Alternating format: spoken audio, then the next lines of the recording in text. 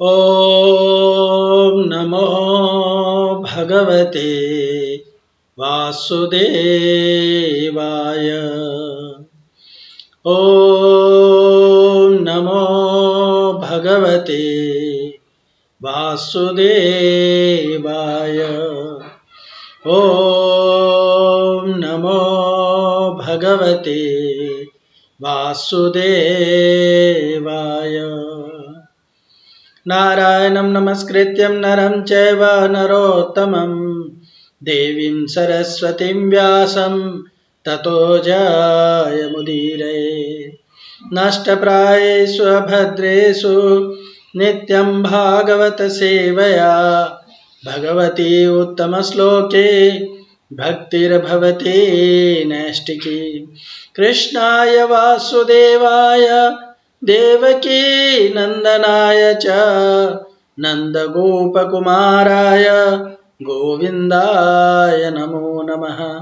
जय श्री कृष्ण चैतन्य प्रभु नित्यानंद श्री अद्वैत गदाधर श्रीवासादि गौर भक्त वृंद। हरे कृष्णा कृष्णा कृष्णा हरे हरे, हरे राम राम राम हरे हरे। हरे कृष्णा। आज हम लोग भगवत गीता के 10वें अध्याय के 7वें श्लोक पे चर्चा करेंगे। श्लोक इस प्रकार से है। एतां विभूति योगं च मम यो वेति तत्त्वतः सो अविकम्पेन योगेन युज्यते न अत्र संशयः। एतां विभूति योगं च मम यो वेति तत्त्वतः सो अविकम्पेन योगेन युज्यते न अत्र संशयः। वर्ड वर्ड मीनिंग, अनुवाद और तात्पर्य श्रील प्रभुपाद जी के द्वारा। श्रील प्रभुपाद की जय। अनुवाद। जो मेरे इस ऐश्वर्य तथा योग से पूर्णतया आश्वस्त है वह मेरी अनन्य भक्ति में तत्पर होता है, इसमें तनिक भी संदेह नहीं है। तात्पर्य। आध्यात्मिक सिद्धि की चरम परिणति है भगवत ज्ञान। जब तक कोई भगवान के विभिन्न ऐश्वर्यों के प्रति आश्वस्त नहीं हो लेता तब तक भक्ति में नहीं लग सकता। सामान्यतया लोग इतना तो जानते हैं कि ईश्वर महान है, किंतु यह नहीं जानते कि वह किस प्रकार महान है। यहाँ पर उसका विस्तृत विवरण दिया गया है। जब कोई यह जान लेता है कि ईश्वर कैसे महान है तो वह सहज ही शरणागत होकर के भगवत भक्ति में लग जाता है। भगवान के ऐश्वर्यों को ठीक से समझ लेने पर शरणागत होने के अतिरिक्त कोई अन्य विकल्प नहीं रह जाता। ऐसा वास्तविक ज्ञान भगवत गीता, श्रीमद् भागवत तथा अन्य ऐसे ही ग्रंथों से प्राप्त किया जा सकता है। इस ब्रह्मांड के संचालन के लिए विभिन्न लोकों में अनेक देवता नियुक्त हैं, जिनमें से ब्रह्मा, शिव, चारों कुमार तथा अन्य प्रजापति प्रमुख हैं। ब्रह्मांड की प्रजा के अनेक पितामह भी हैं और वे सब भगवान कृष्ण से उत्पन्न हैं।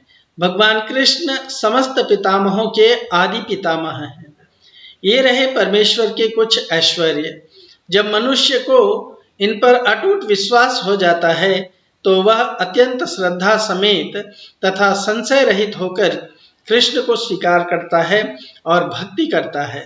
भगवान की प्रेमा भक्ति में रुचि बढ़ने के लिए ही इस विशिष्ट ज्ञान की आवश्यकता है। कृष्ण की महानता को समझने में उपेक्षा भाव न बरतें, क्योंकि कृष्ण की महानता को जानने पर ही एकनिष्ठ होकर के भक्ति की जा सकती है। यहाँ तक श्रील प्रभुपाद जी का तात्पर्य है। अब हम लोग थोड़ा इसके ऊपर चर्चा करेंगे। ओम अज्ञानतिमिरन्धस्य ज्ञानाञ्जनशलाकया ओम अज्ञानतिमिरन्धस्य ज्ञानाञ्जनशलाकया चक्षुरुन्मिलितं येन तस्मै श्रीगुरवे नमः। श्रीचैतन्यमनोभीष्टं स्थापितं येन भूतले स्वयं रूपः कदा मह्यं ददाति स्वपदान्तिकं। वन्देऽहं श्रीगुरौ श्रीयुतापदकमलं श्रीगुरून् वैष्णवांश्च श्रीरूपं साग्रजातं सहगण रघुनाथान्वितं तं सजीवं साद्वैतं सावधूतं परिजनसहितं कृष्ण चैतन्यदेवं श्रीराधा कृष्णपादान् सहगण ललिता श्रीविशाखान्वितांश्च। हे कृष्ण करुणा सिंधु दीनबंधु जगत्पते गोपेश गोपिकाकान्त श्री राधा कान्त नमोस्तुते।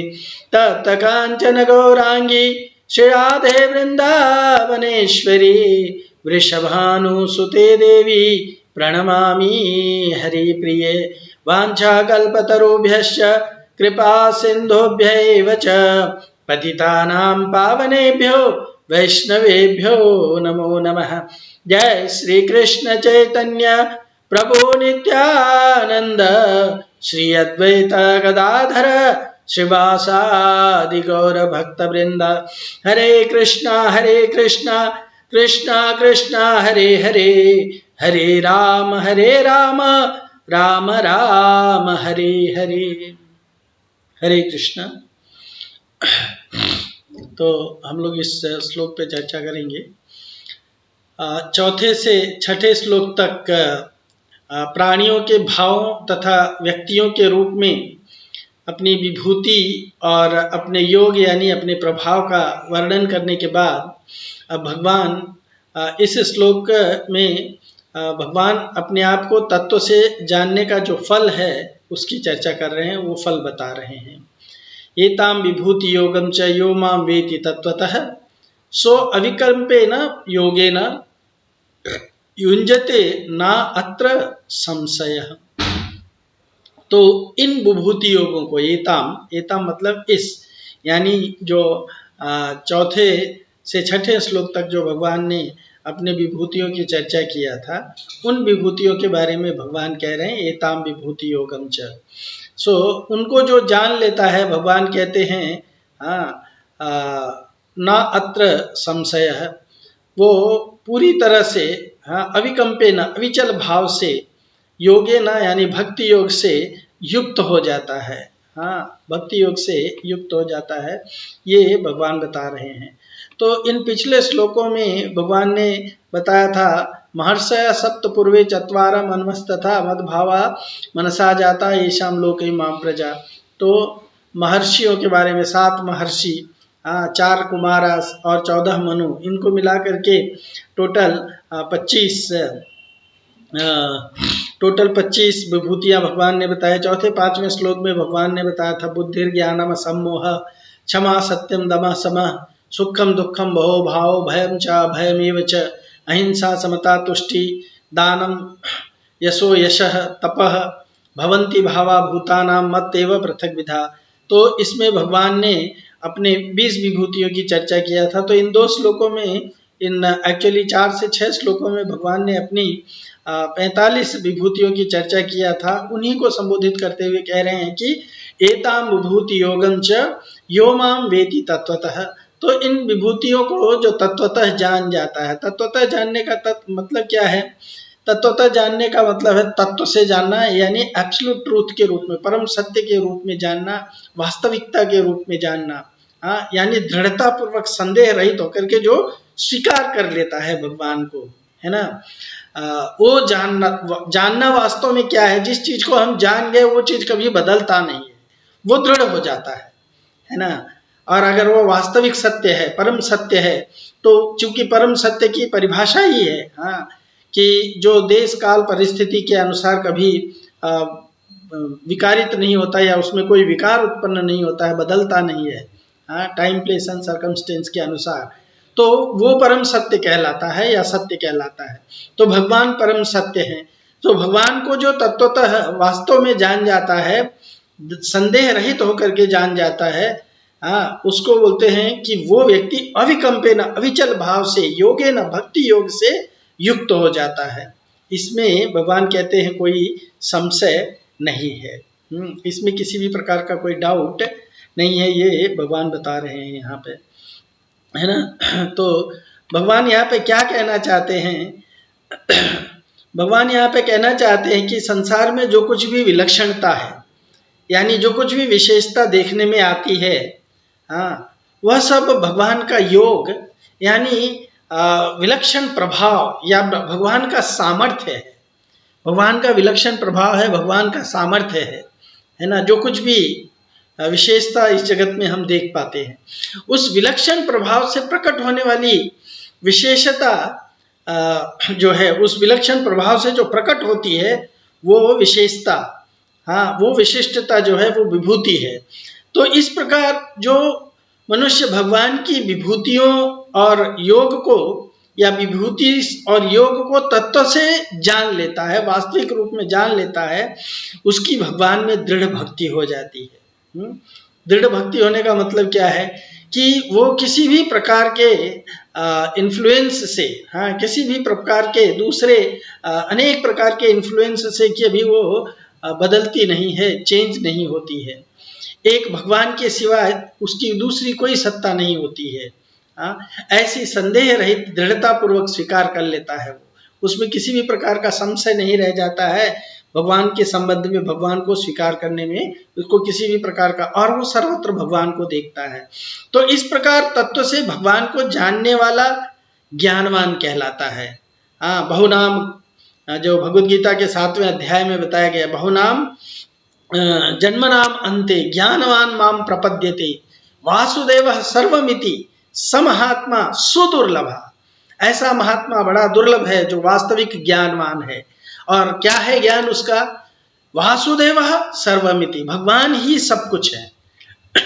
यहाँ पे जो कुछ भी हमको देखने में आता है, सुनने में आता है, समझने में आता है, अनुभव में आता है, सब कुछ भगवान है। जो हमारे अनुभव में नहीं आता है वो भी भगवान है ना, वो भी भगवान ही है।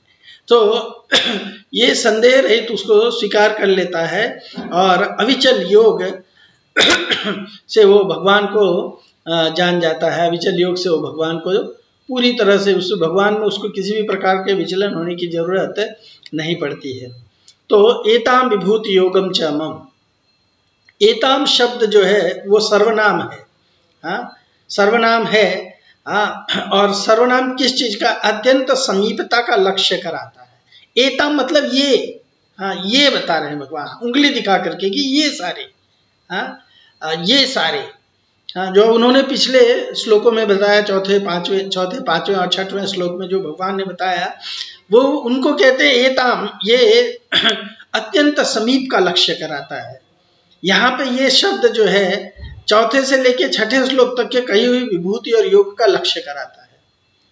विभूति नाम भगवान के ऐश्वर्य क्या है, षड ऐश्वर्य है भगवान के, है ना। इस जगत में संपूर्ण पूरे ब्रह्मांड में, सृष्टि में जितने ऐश्वर्य हैं वो सब षड ऐश्वर्य हैं। उनको कहा जाता है ऐश्वर्य से समग्रस्य वीर्य से यशस्श्रिय ज्ञान वैराग्योश्च व षण्णाम भग इतिंगना। तो ये विभूतियां है भगवान के ऐश्वर्य है। विभूति नाम भगवान के ऐश्वर्य का है और योग नाम भगवान की अलौकिक विलक्षण शक्ति, अनंत सामर्थ्य से संबंधित है या उसका वाचक है। इसका मतलब ये हुआ कि भगवान की शक्ति का नाम योग और उस योग से प्रकट होने वाली विशेषताओं का नाम विभूति है। तो चौथे से छठे श्लोक तक कही हुई भाव और व्यक्ति के रूप में, जैसे भगवान ने पहले कहा था कि चौथे पांचवें श्लोक में कि भाव क्या है ना, तो बुद्धि ज्ञानम सम्मोह क्षमा सत्यम दमः समः सुखम दुखम भव भावा, ये सब भाव है। और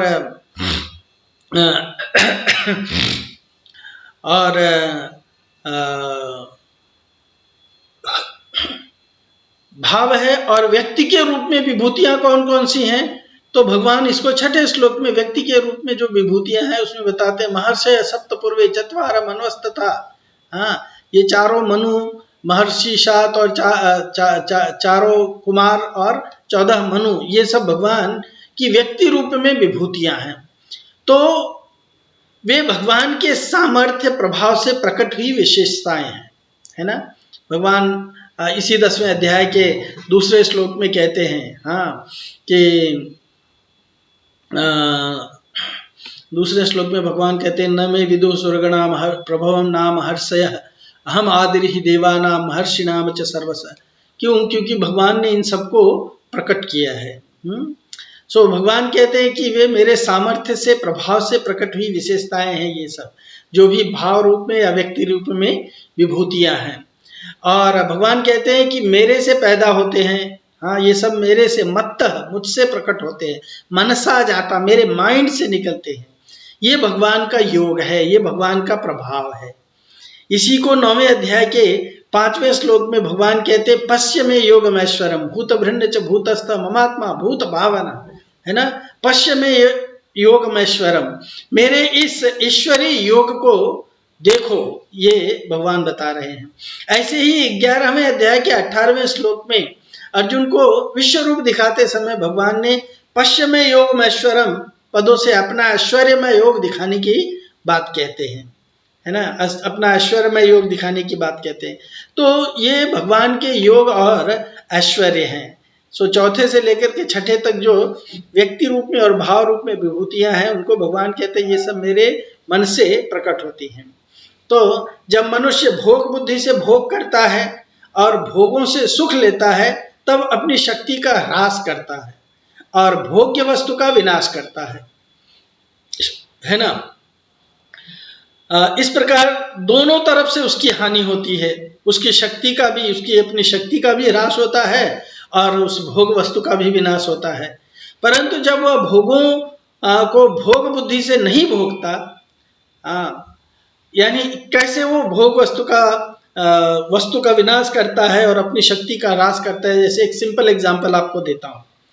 जैसे हम मेहनत करके अपनी शक्ति का उपयोग करके हम धन कमाते हैं और धन से परचेस करके हम विषय वस्तुओं का भोग करके उनको नष्ट कर देते हैं, वो चला जाता है, खत्म हो जाता है ना। तो इस तरह से भोगों से व्यक्ति जो है अपनी शक्ति का भी नुकसान करता है और जिस वस्तु का भोग कर रहा है उस वस्तु का भी नुकसान करता है। तो इस प्रकार दोनों तरफ से उसकी हानि होती है। परंतु जब वह भोगों को भोग बुद्धि से नहीं भोगता, अर्थात उसके भीतर भोग भोगने की किंचित मात्र भी लालसा उत्पन्न नहीं होती है, तब उसकी शक्ति का ह्रास नहीं होता है, उसकी सामर्थ्य शक्ति निरंतर बनी रहती है। एक एग्जाम्पल देता हूं, अगर हम मेहनत करके पैसा कमा करके लाते हैं, भगवान को अर्पण करके और उससे को प्रसाद के रूप में ग्रहण करते हैं, तो उससे हमारा शक्ति बढ़ती है, हमारा शुद्धिकरण होता है ना। और हम कर्म के जाल में भी नहीं फंसते हैं। तो उनका हम उन विषयों को हम उन शक्तियों को, उन विषयों को हम यूटिलाइज करके हम एक्चुअली कुछ हायर चीज प्राप्त कर रहे हैं, तो उससे उसका नुकसान नहीं होता है। पर भोग बुद्धि से करने से, भगवत भावना की, भगवत सेवा की बुद्धि से करने से उसका ह्रास नहीं होता है, उसकी शक्ति सामर्थ्य निरंतर बढ़ती रहती है। वास्तव में भोगों के भोगने में सुख नहीं है, सुख है भोगों के संयम करने में। यह संयम दो तरह का होता है बताते हैं, है ना।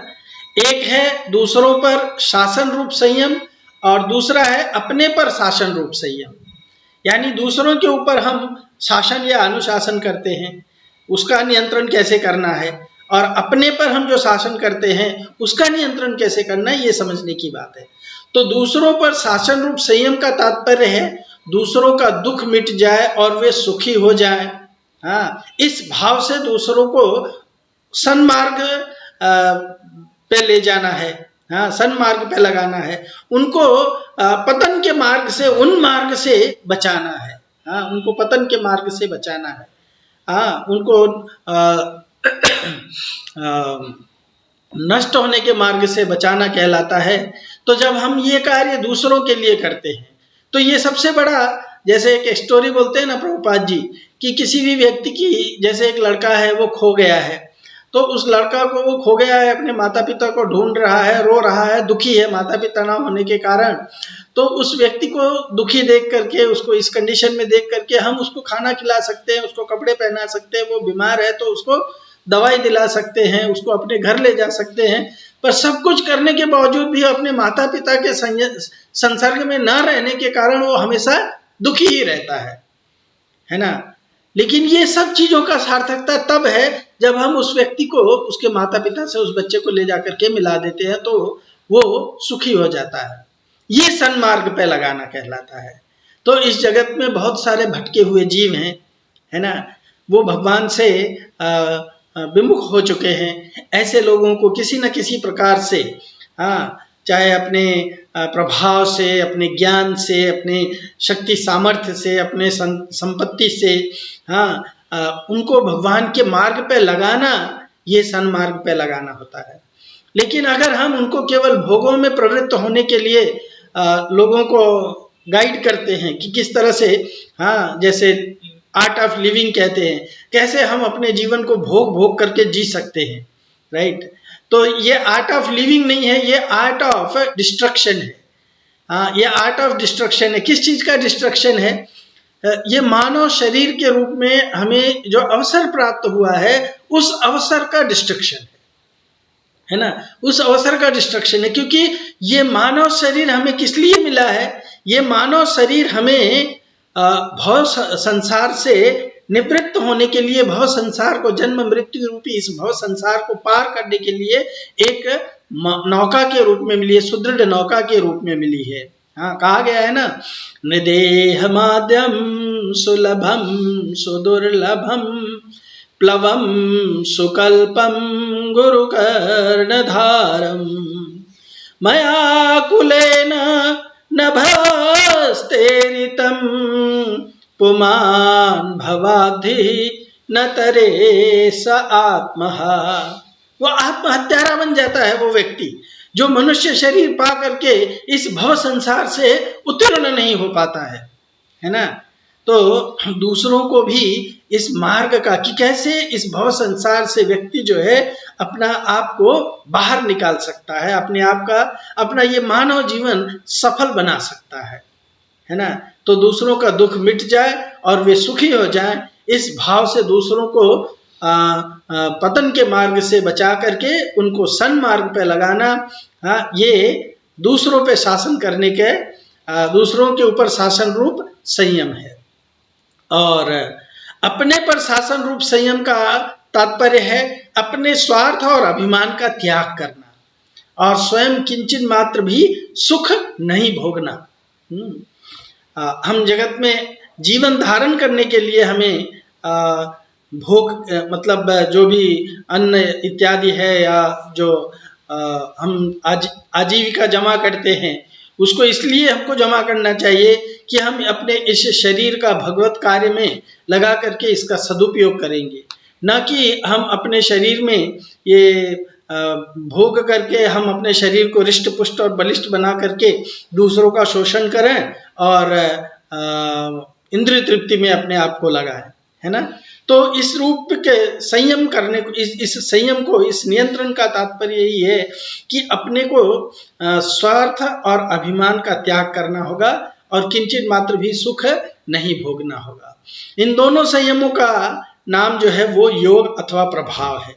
ऐसा योग अथवा प्रभाव सर्वोपरि परमात्मा में या भगवान में स्वतः स्वाभाविक होता है और दूसरों में साधन साध्य होता है। जब कोई व्यक्ति साधन करता है, उसके लिए प्रयत्न करता है, हाँ, जैसे कहा गया नित्य सिद्ध कृष्ण प्रेम साध्य का गुना है, श्रवण आदि शुद्ध चित्ते, श्रवण आदि के द्वारा चित्त को शुद्ध करने से हम जो भगवान में जो स्वाभाविक भक्ति है, हाँ, स्वतः स्वाभाविक भक्ति है, हाँ, भगवान में तो ये ऑटोमेटिक है, पर हमारे में जो स्वतः स्वाभाविक भक्ति भगवान के प्रति है वो साधन साध्य है। जब हम साधन करेंगे तभी वो साध्य होती है। इसलिए साधन भक्ति और साध्य भक्ति की चर्चा हम लोग कर चुके हैं, है ना। साधन भक्ति जो होती है वैधि भक्ति और रागानुगा भक्ति होती है, और साध्य भक्ति जो होती है वो भाव भक्ति और प्रेम भक्ति होती है। ये एक विषय जो है हम लोग ऑलरेडी चर्चा कर चुके हैं, है ना।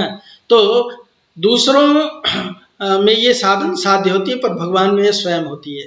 स्वार्थ और अभिमान पूर्वक दूसरों पर शासन करने से, अपना हुक्म चलाने से दूसरा बस में हो जाता है, तो शासन करने वाले को एक सुख मिलता है। इस सुख में शासक की शक्ति सामर्थ्य क्षीण हो जाती है। हाँ, अभी आप देख सकते हैं हमारे देश के प्रधानमंत्री की ही, है ना, वो सुख भोगने के चक्कर में अभी उनकी शक्ति सामर्थ्य सब क्षीण होते जा रही है, और जिस पर वह शासन करता है वो पराधीन होता जाता है। इसलिए स्वार्थ और अभिमान पूर्वक दूसरों पर शासन करने की अपेक्षा स्वार्थ और अभिमान का सर्वथा त्याग करने से दूसरों का हित हो जाए, मनुष्य नश्वर भोगों में न फंसे, मनुष्य अनादिकाल से अनंत दुखों को भोगते आए हैं, अतः वे सदा के लिए इन दुखों से छूट करके महान आनंद को प्राप्त हो जाए। ऐसी बुद्धि से दूसरों पर शासन करना बहुत श्रेष्ठ और विलक्षण शासन है, इसी को संयम कहते हैं। इस शासन की आखिरी हद है भगवान का शासन, अर्थात भगवान का संयमन, इसी का नाम योग कहलाता है। योग नाम इक्वानिमिटी का भी है, यानी समता जिसको कहते हैं, संबंध और सामर्थ्य का भी है। जो स्थिर परमात्मा तत्व है, भगवत तत्व है, उसी से अपार सामर्थ्य आती है, कारण कि वह निर्विकार परमात्मा तत्व महान सामर्थ्यशाली है। जो भगवत तत्व है वो महान सामर्थ्यशाली है, उसके समान सामर्थ्य किसी में भी हुई नहीं होगी, होगी भी नहीं और हो भी नहीं सकती है। मनुष्य में आंशिक रूप से वह सामर्थ्य निष्काम होने से आती है। जब व्यक्ति जो है निष्काम भाव से भगवान की सेवा करता है, तब उसके अंदर ये सामर्थ्य थोड़ी थोड़ी आंशिक रूप में आती है। हाँ, कारण कि कामना होने से शक्ति का क्षय होता है और निष्काम होने से शक्ति का संचय होता है। ये फार्मूला जो जान जाता है, ये फार्मूला जो जान जाता है वो निष्कामता को प्राप्त होना शुरू करता है। आदमी काम करते करते थक जाता है, तो विश्राम करने पर फिर श्रम करने से शक्ति आ जाती है। बोलते बोलते थक जाता है, तो चुप होने से फिर बोलने की शक्ति आ जाती है। हमारे एक गुरु भाई हैं, है ना, उनको बहुत गाते थे, बहुत बोलते थे, तो उनको वो गले में कुछ प्रॉब्लम हो गया और डॉक्टर के पास गए। डॉक्टर ने कहा कि मौन धारण करो, तो डॉक्टर ने उनको 10 दिन 15 दिन के लिए कुछ भी बोलने से मना कर दिया, है ना। तो व्यक्ति की एक बोलने की प्रवृत्ति होती है, वाचो वेगम, मनसः क्रोध वेगम, जेवा वेगम, उदर वेगम, उपस्थ वेगम। तो ये एक प्रवृत्ति होती है, एक प्रेशर होता है, वो बोलना चाहता है ना। सुबह सुबह हर प्राणी बोलना चाहता है। सुबह सुबह चिड़िया उठ जाती है, चीची चीची करती है, कुत्ता उठता है, भौंकता है ना, कुछ बोलता है, किसी से कुछ कम्युनिकेट करता है। तो हर एक में बोलने की शक्ति आती है, बोलने की बोलना चाहता है, पर चुप रहने से, हाँ, चुप रहने से क्या होती है, बोलने की शक्ति आ जाती है। क्योंकि अगर बोलते बोलते थक गया है व्यक्ति, तो चुप होता है, तभी उसको वापस बोलने की सामर्थ्य आती है। जीते जीते आदमी मर जाता है, तो फिर जीने की शक्ति वापस आ जाती है, क्योंकि नया जन्म प्राप्त कर लेता है। हाँ, आदमी जब बूढ़ा होने लगता है, देखिए जीते जीते बूढ़ा होते होते उसका शरीर क्षीण हो जाता है ना, बीमार हो जाता है, तो उसके सामर्थ्य, शक्ति की सामर्थ्य ऑटोमेटिक कम होने लगती है। इस चीज का हम सबको अनुभव है, इस चीज का हम सबको अनुभव। जैसे जैसे हमारी, लेकिन जैसे बच्चा जन्म लेता है, वो धीरे धीरे बढ़ता है, तो उसकी शक्ति का संचय होता जाता है, उसमें शक्ति की स्फूर्ति आती रहती है। तो जीते जीते जब आदमी मर जाता है, तो फिर जीने की शक्ति आ जाती है। सर्ग में शक्ति क्षीण होती है ना। सर्ग यानी क्रिएशन में। सो क्रिएशन में या संरचना में या सृष्टि में शक्ति का क्षय होता है और प्रलय में शक्ति का संचय होता है। इसका तात्पर्य यह हुआ कि प्रकृति के संबंध से शक्ति क्षीण होती है और उससे संबंध विच्छेद होने पर महान शक्ति आ जाती है। तो जब व्यक्ति इस संसार की प्रकृति से अपने आप को अलिप्त कर लेता है, हाँ, उसमें जो समाहित होने की प्रवृत्ति है, उससे जब अपने आप को रोक लेता है, संयमित कर लेता है, तो वो धीरे धीरे शक्तिमान बन जाता है। यही भगवान यहाँ पे बता रहे हैं कि एताम विभूति योगम च यो माम वेति तत्वतः, मेरे इन विभूतियों को जो तत्व रूप से जान जाता है, राइट, तो यो वेति तत्वतः, यानी विभूति और योग को तत्व से जानने का तात्पर्य है कि संसार से कारण रूप से मेरा जो कुछ भी प्रभाव सामर्थ्य है और उससे कार्य रूप में प्रकट होने वाली जितनी विशेषताएं हैं, यानी जितनी वस्तु व्यक्ति आदि में जो कुछ विशेषता दिखने में आती है, प्राणियों के अंतःकरण में प्रकट होने वाले जितने भाव हैं और प्रभावशाली व्यक्तियों में ज्ञान दृष्टि से, विवेक दृष्टि से तथा संसार की उत्पत्ति और संचालन की दृष्टि से जो कुछ विलक्षणता है, उन सब के मूल में भगवान ही है और भगवान ही सबके आदि हैं, ये जानना चाहिए। इस प्रकार जो व्यक्ति भगवान को समझ लेता है, तत्व ठीक मान लेता है, तो फिर वह उन विलक्षणताओं के मूल में केवल भगवान को ही देखता है। सर्वत्र उसकी दृष्टि, यो माम पश्यति सर्वत्र, जो भगवान कहते हैं सर्वम च मयि पश्यति तस्य अहम न प्रणश्यामि सच में न प्रणश्यति। उसका प्रभाव, उसका भाव केवल भगवान में होता है, व्यक्तियों, वस्तुओं, विशेषताओं में नहीं होता है। वो हर व्यक्ति में, हर वस्तु में, सर्वम च मयि पश्यति, हर वस्तु में मुझे देखता है, सब में मुझे देखता है।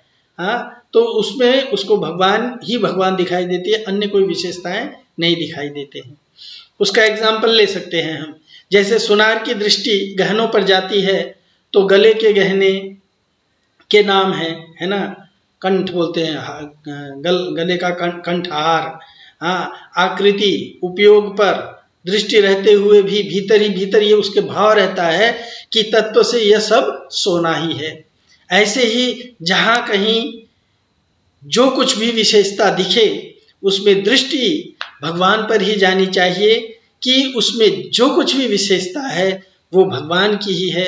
वस्तु, व्यक्ति, क्रिया, जितनी कुछ भी है ना, ये सारी चीजें जो है ये भगवान की ही है। संसार में क्रिया और पदार्थ निरंतर परिवर्तनशील हैं। इनमें जो कुछ विशेषता दिखती है वह स्थायी रूप से व्यापक भगवान की ही है, परमात्मा की ही है। जहां जहां विलक्षणता दिखती है, अलौकिकता दिखती है, जहां वहां वस्तु, व्यक्ति आदि की ही विलक्षणता मानने से मनुष्य उसी में उलझ जाता है। अगर वो व्यक्ति की विलक्षणता मानता है और मिलता उसको कुछ भी नहीं है। कारण कि वस्तुओं में जो विलक्षणता दिखती है वह उस अपरिवर्तनशील परमात्मा तत्व की ही एक झलक है, परिवर्तनशील वस्तु की नहीं है। जैसे अर्जुन जो महाभारत के युद्ध में जब गांडीव धनुष लेकर के लोगों को मार रहे थे तो बहुत सारे लोगों का संहार कर रहे थे उसी गांडीव धनुष से।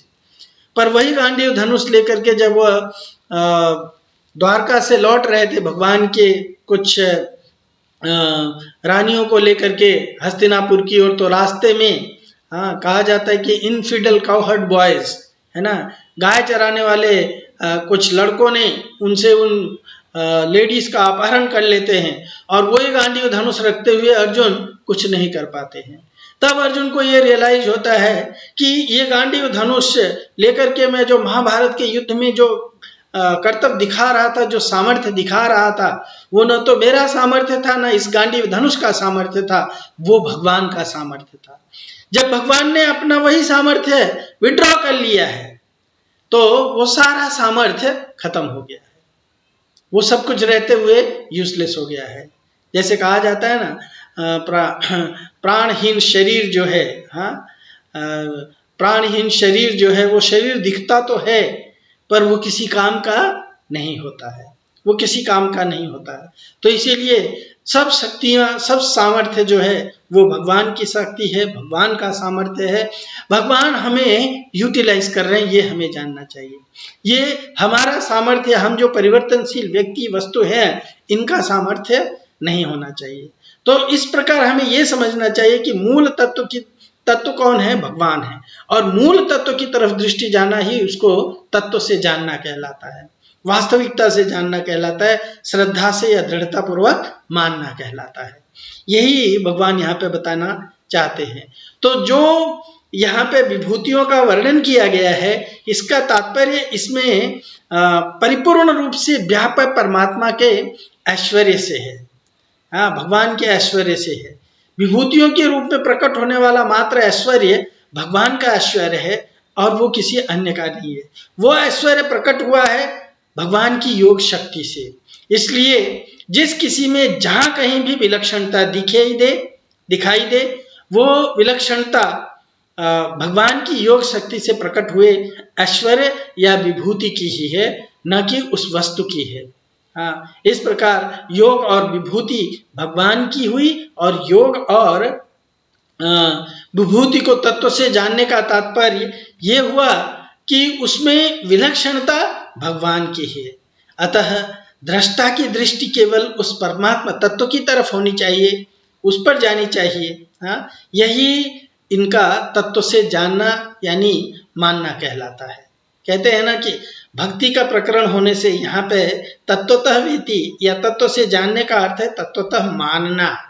हाँ, ये समझना चाहिए। इसका कारण ये है कि यहाँ भगवान ने तत्वतः वेति का फल अपने में दृढ़ भक्ति होना बताया है। तत्वतः वेति यानी जो व्यक्ति भगवान को जान जाता है, 15वें अध्याय में आएगा इस चीज को। हाँ, कि जो मुझे परमात्मा जो मुझे परम पुरुष के रूप में जान जाता है, स भजती माम अनन्य भाग। हाँ, वो मुझे अनन्य भाग से दृढ़ता से हमेशा मेरा भजन करेगा। हाँ, यो माम वेति तत्वतः, जो मुझे तत्व रूप से जान जाएगा। तो तत्वतः वेति का फल अपने में दृढ़ भक्ति होना भगवान ने बताया है। और आगे के श्लोकों में भी संसार मात्र का मूल कारण भगवान ही है, और सब संसार भगवान की ही चेष्टा करता है, ऐसा मान करके इति मत्वा, हाँ, जो भजन करने की बात कही है, इति मत्वा भजन्ते माम बुधा भाव समन्वित। तो जैसे जानना दृढ़ होता है, ऐसे ही मानना भी दृढ़ होता है। यानी दृढ़ मान्यता तत्व ज्ञान की तरह ही फल देती है। जैसे मैं हिंदू हूँ, मैं अमुक वर्ण वाला हूँ आदि मान्यताओं को जब तक मनुष्य छोड़ता नहीं है, तब तक ये मान्यताएं छूटती नहीं है। इसी तरह इन सब विभूतियों के मूल में भगवान ही है, ये मान्यता कभी मिटती नहीं है। वर्ण संप्रदाय आदि की मान्यता सच्ची नहीं है। हाँ, ये तो शरीर को लेकर के होने से प्राकृत है। ये वर्ण और संप्रदाय इत्यादि की जो मान्यता है, ये शरीर से कनेक्टेड होने की मान्यता है, और ये मिटने वाली है। परंतु सबके मूल में परमात्मा है, भगवान है, ये मान्यता सच्ची है, वास्तविकता है, यही वास्तविकता है। इसलिए ये मान्यता कभी मिटती नहीं है, बल्कि तत्व से जानना में परिणित होकर के तत्व स्वरूप या तत्व ज्ञान स्वरूप हो जाती है ना, तत्व ज्ञान स्वरूप हो जाती है। ये भगवान को समझने की बात है। सो भगवान कहते हैं कि इस तरह से जो मुझे जान लेता है, सो अविकम्पेन योगेन युज्यते, उसकी भगवान में जो भगवान को तत्वतः जान लेता है, वो व्यक्ति, उसकी भगवान में दृढ़ भक्ति हो जाती है। दृढ़ कहने का तात्पर्य है कि उसकी भगवान के सिवाय कहीं भी किंचित मात्र भी महत्व बुद्धि नहीं होती है। इसलिए उसका आकर्षण दूसरों में न होकर के एक परमात्मा में ही या एक भगवान में ही होता है। वो जान जाता है एकला ईश्वर कृष्ण आरु सब भृत्य, यार ऐसे नचाए से तैसे करे नृत्य। हाँ, एकमात्र भगवान ही ईश्वर है। हाँ, भोक्ताराम यज्ञ तपसाम सर्वलोक महेश्वरम सुहृदय सर्वभूतानाम, वह अच्छी तरह से जान जाता है। तो इसमें किसी भी प्रकार का संशय नहीं रहता है। और जब वो इस चीज को ठीक से जान जाता है, तो इस जगत में जो भी विभूतियां देखता है, उन विभूतियों के मूल में वो भगवान को देखता है, न कि जिस व्यक्ति के द्वारा या जिस वस्तु के द्वारा वो विभूतियां प्रकट हो रही हैं, उसको उस व्यक्ति को केवल वो एक इंस्ट्रूमेंट मानता है कि उसके द्वारा वो विभूतियां प्रकट हो रही हैं। भगवान जो है इस जगत में जितने भी आसुरी प्रवृत्ति है और जितने भी दैवी प्रवृत्ति है, इस जगत के वस्तु और व्यक्तियों के द्वारा ही आसुरी और दैवी प्रवृत्ति को प्रकट करते हैं। पर आसुरी और दैवी प्रकृति के मूल में कौन है? स्वयं भगवान ही है। तो प्रकट करने वाली वस्तु जो है, हाँ, भगवान किसी चीज को क्यों यूटिलाइज करते हैं, उसका कारण ये है कि वो व्यक्ति जो है उस तरह की इच्छा करता है, तो भगवान उसको उस रूप में यूटिलाइज कर लेते हैं। जैसे कभी कोई वैकेंसी निकलती है तो हम एप्लीकेशन करते हैं, यानी हम एप्लीकेशन करने का मतलब है कि हम अपनी इच्छा जाहिर करते हैं कि मैं ये पोजीशन प्राप्त करना चाहता हूँ। तो जब हम उसके लिए क्वालिफाइड बन जाते हैं और जब हमारा चयन हो जाता है, तो हमको वो वस्तु दी जाती है, पर वो शक्तियां हमारी नहीं होती है। हाँ, जैसे मान लीजिए मैं एक डायरेक्टर के रूप में या एक प्रोफेसर के रूप में नियुक्त कर लिया गया, पर उसके और जब प्रोफेसर के रूप में या डायरेक्टर के रूप में मेरी जो शक्तियां हैं वो उस कंपनी की है, पर जब मैं रिटायर होऊंगा तो वो शक्तियां मुझसे छीन ली जाएंगी, मैं वही का वही रह जाऊंगा, है ना, पर वो शक्तियां मुझसे छीन ली जाएंगी। पर वो शक्तियां देने वाला कौन है? वो देने वाले भगवान है, वो देने वाले और वो लेने वाले भी भगवान है। इसी चीज को जानना, ये मूल में भगवान को या भगवत तत्व को जानना कहलाता है, यही तत्व से जानना कहलाता है ना। तो हमारा दूसरों के प्रति कोई आकर्षण नहीं होगा, केवल भगवान के प्रति आकर्षण होगा, इसमें कोई संशय नहीं है ना, इसमें कोई संदेह की बात नहीं है, ना अत्र संशय। ये कहने का तात्पर्य है कि अगर उसको कहीं भी किंचित मात्र भी संदेह होता है तो उसने भगवान को तत्व से नहीं जाना है। भगवान कहते हैं कि जिस व्यक्ति को मुझ में थोड़ा भी संदेह है ना, तो वो व्यक्ति मुझे तत्व से नहीं जानता है।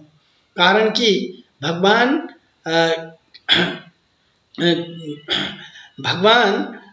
योग को यानी विलक्षण प्रभाव को, भगवान के योग को या भगवान के विलक्षण प्रभाव को और उससे उत्पन्न होने वाली विभूतियों को या ऐश्वर्यों को वो भगवान से अलग मान करके उसको महत्व देता है, तो इसीलिए वो भगवान को नहीं जानता है। भगवान को तत्व से जान लेने के बाद में उसके सामने, किसी भी व्यक्ति के सामने लौकिक दृष्टि किसी तरह की विलक्षण आ जाए तो वह उस पर प्रभाव नहीं डाल सकती है, उसकी दृष्टि उस विलक्षणता की तरफ न जा करके भगवान की तरफ जाएगी, है ना। अतः उसकी भगवान में स्वाभाविक ही दृढ़ भक्ति हो जाती है। यही अविकंपेन, अविचल योग कहने का तात्पर्य है कि भक्ति योग खुद भी नहीं हिलता और उससे कोई हिला भी नहीं सकता, क्योंकि इसमें एक भगवान के सिवाय दूसरी कोई वस्तु है ही नहीं। जैसे रुपयों से सब वस्तुएं मिल जाती हैं, ऐसा मान करके साधारण मनुष्य रुपयों को ही महत्व देता है और उसका रुपयों में आकर्षण हो जाता है, ऐसे ही जो कुछ भी प्रभाव, जो कुछ भी महत्व दिखता है वो सब भगवान का ही है। ऐसा जानने पर मनुष्य की भगवान में ही दृढ़ भक्ति हो जाती है, इसमें किसी भी प्रकार का संशय नहीं है। भगवान के सिवाय दूसरी सत्ता नहीं है, तो फिर इसमें संशय कैसे हो सकता है? इसमें संशय होने का अवसर ही नहीं है, कारण ही नहीं है, क्योंकि जहाँ दो सत्ता होती है वहीं संशय होता है। जहाँ एक सत्ता होती है वहाँ संशय नहीं होता। एक भगवान के सिवाय और कोई है ही नहीं, तो फिर वृत्ति कहाँ से आएगी? क्यों आएगी? कहाँ जाएगी? क्यों जाएगी? किसमें जाएगी और कैसे जाएगी? इसलिए एक भगवान में ही अविचल या अविकंप भक्ति हो जाती है, इसमें किसी भी प्रकार का कोई संदेह नहीं है। ये विश्वनाथ चक्रवर्ती, श्री विश्वनाथ चक्रवर्ती ठाकुर भी कहते हैं इस विषय को लेकर के, है ना, कि ब्रह्मांड के संचालन के लिए विभिन्न लोकों में अनेक देवता नियुक्त किए गए हैं, जिसमें ब्रह्मा, चारों कुमार, सप्तर्षि तथा प्रजापति प्रमुख हैं। मूलतः ये सभी कृष्ण तत्व से उत्पन्न हैं, इसलिए भगवान श्री कृष्ण समस्त पितामहों के भी आदि पितामह हैं। भगवान के इस ऐश्वर्य को जानकर अटूट विश्वास और दृढ़ श्रद्धा पूर्वक तथा संशय रहित होकर के भगवान श्री कृष्ण का भजन करना चाहिए, अन्यथा कृष्ण की महानता को भली भांति नहीं जानने से उनके प्रति अनन्य भक्ति संभव नहीं होगी। इसलिए ये तत्व का, इस श्लोक का रहस्य हम अगर जान जाते हैं, है ना, एताम विभूति योगम च यो माम वेति तत्वतः सो अविकंपेन योगेन युज्यते ना अत्र संशय। तो अविकंपेन, दृढ़ भाव से, योगेन, भक्ति योग में वो पूरी तरह से निश्चित हो जाता है ना। वासुदेव सर्वमिति स महात्मा सुदुर्लभ, ऐसा व्यक्ति जो जान जाता है कि इस जगत में सब कुछ वासुदेव ही है, उनसे बढ़कर के इस जगत में दूसरा कोई सत्य नहीं है, तो वो पूरी तरह से दृढ़ हो जाता है, इसमें किसी भी प्रकार का संशय नहीं है। तो हम सबको इस से सीख लेनी चाहिए और ये समझने का प्रयत्न करना चाहिए कि भगवान ही सबके मूल में है, भगवान के सिवा इस जगत में अन्य कोई चीज है ही नहीं। ये अगर हम रहस्य समझ जाते हैं, जान जाते हैं, तो हम भगवान को अच्छी तरह से जान सकते हैं, समझ सकते हैं और हम अपने जीवन को सफल बना सकते हैं। हम लोग इस चर्चा को यहीं पे समाप्त करते हैं। आपका बहुत बहुत धन्यवाद। Thank you so much. Hare Krishna.